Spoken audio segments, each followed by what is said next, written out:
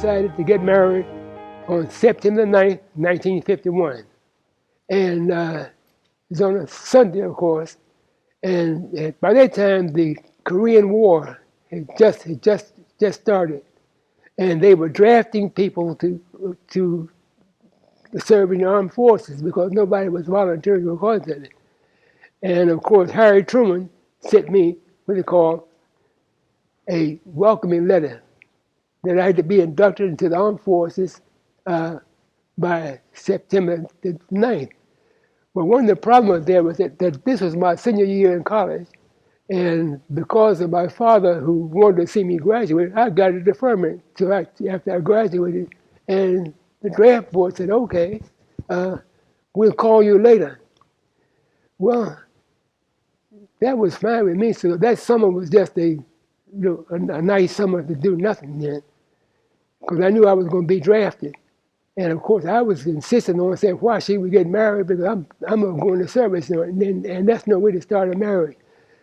But Grace said, well, a little time together is better than none. So we got married September 9th. I got my draft notice report for induction into the armed forces on September 12th, 3 days later. And I went down that morning, said goodbye to my parents and said, look, I'll be home tonight. But I got down to the induction center, and there were a whole host of men, being drafted also. And I had applied to become a personnel officer in the Army because of my degree in psychology. So this man came, he said, counted off 12 men, said, you 12 men take one step forward and raise your right hand. And I'm saying to myself, us college graduates already getting preferential treatment because they picking us out.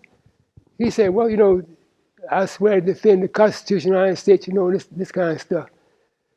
He said, okay, now go into the corner over there. There's a sergeant that will take some more history from you, and he will complete this interview.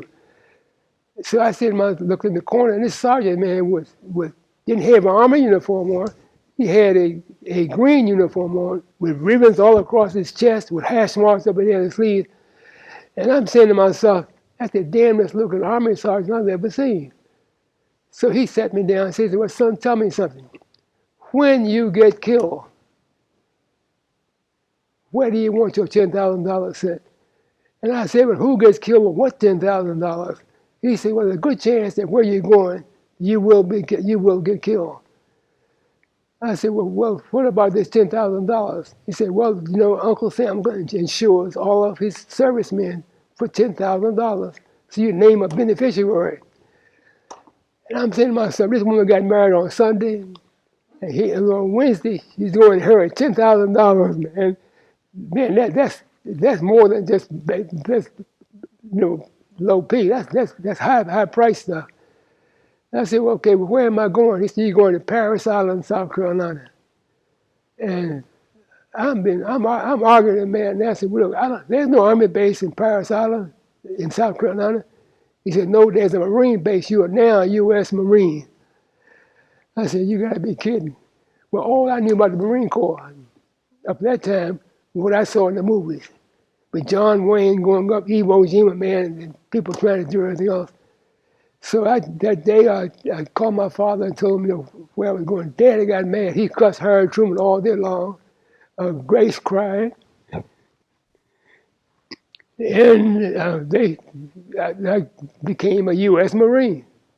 And went to Paris Island. And I decided that if I was going to be a Marine, I'd be a good Marine. And I always look back on it now that was the worst day and the best day of my life, because the Marine Corps taught me things that civilian life didn't do.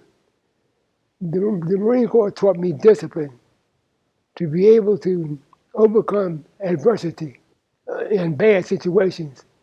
They had a motto that I still remember. They said, the difficult we do immediately. The impossible takes a little time, but it be done. And so I lived my life on that principle.